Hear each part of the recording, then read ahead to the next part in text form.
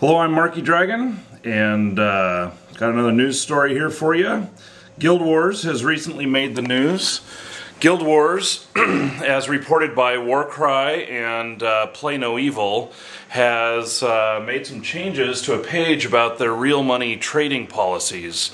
And every game has the right to police their game and make sure that the economy is in balance and to basically keep the economy in good condition for all of the players. And botters are a problem, gold farmers are a problem, and this is why they have policies on this kind of stuff, because it is an issue.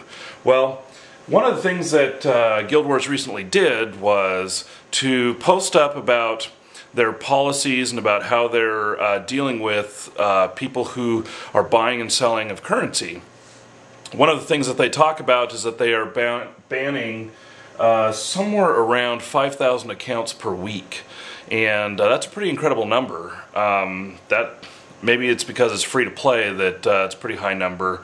I don't know what their total player base is, but anyway, they recommend, or what they say is that they are currently banning all of these accounts. They are also suspending the players, which I suppose means that it's a temporary suspension for having purchased gold, and they are removing the gold from the players. The players who have purchased gold are then, I don't know if it's when they complain or how they get this information, but they actually state in this page here, which I'll put a link to this page in the description. They actually state in this page on the Guild Wars site about how they encourage people to do chargebacks and to reverse the funds on the purchase that you made from the gaming, or from the company that you purchased the gold from. And they say it's because the currency is not theirs in the first place. Well, that's all fine and everything. And I'm not siding on either side here. I'm just giving some of my own opinions. Well, maybe that is my side, huh? Well, anyway.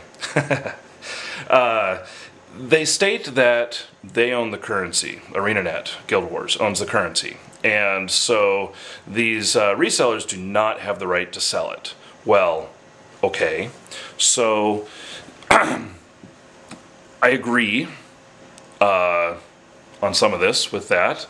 The other part is, though, that when, I've been in currency sales for a long time. I've been doing it since 1997. And while I do not sell any Guild Wars gold, it's not a game that we support. We're not interested in getting in there and violating the terms of service and stuff. We only work in games that allow transactions like this. But they state that they own the gold. Well, yes, they do own the gold.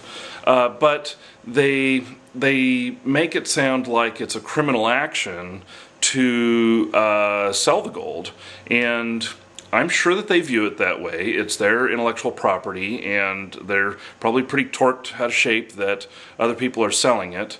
But the fact is that the industry does not view the sellers of the currency, that industry does not view this as something that is delivering a product.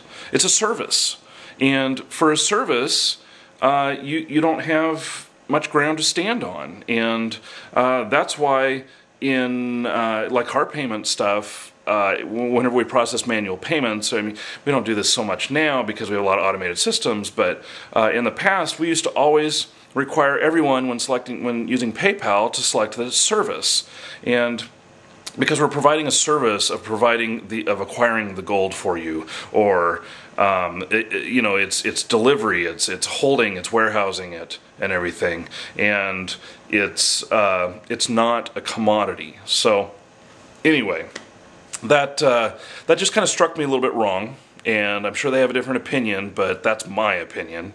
And they also talk about that a lot of the sites out there that people are buying from are hacking your accounts, stealing your passwords, and yes, that happens some.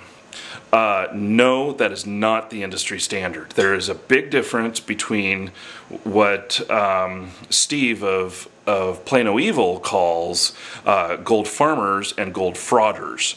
And gold farmers are the ones that go in and they acquire the gold and they sell it to more legitimate companies, or companies that are in business to stay in business. They're not fly-by-night companies looking to just rip everybody off and then be out of the, disappear.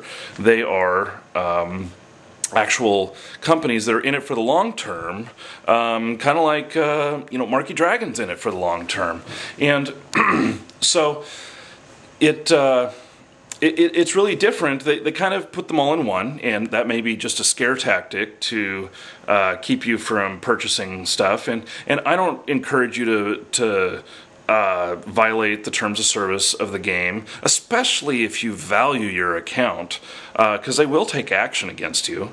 I know that flies in the face of that. If you go to markydragon.com, you'll find a Guild Wars section that allows you to purchase currency, and in that section we link to only someone who is a legitimate seller, who we believe will not scam you, will not harm your account, and that is a legitimate business. So I take exception to them lumping it all into one, that every reseller is going to hack you, steal your account, use it for botting and everything. There is less than legitimate companies out there that will. And one of the ways to identify a legitimate company against a illegitimate company is the illegitimate companies try and give a sense of security when you're there. The sense of security is typically like at the bottom of the page or down a sidebar, and they'll list that they're like Visa verified, that they have a biz rate, that they use Trust.who and other stuff, but it's you'll find that those links don't work. And when you click on them, maybe they're not even a link at all, they're just an image. And clicking on them, if they do go anywhere, they don't go to the actual site that verifies the information. And that verification, the fly-by-night ones won't pay for those services.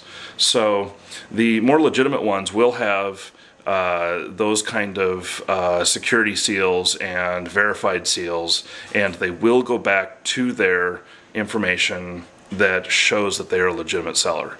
So if you need help identifying that, that is one thing you can look for. It doesn't necessarily 100% mean that it's true, but that is a very good indication, something that I have found across at least more than 50% of the fraudulent sites that are out there. I've noticed that as a pattern. Anyway, everybody take care, play safe.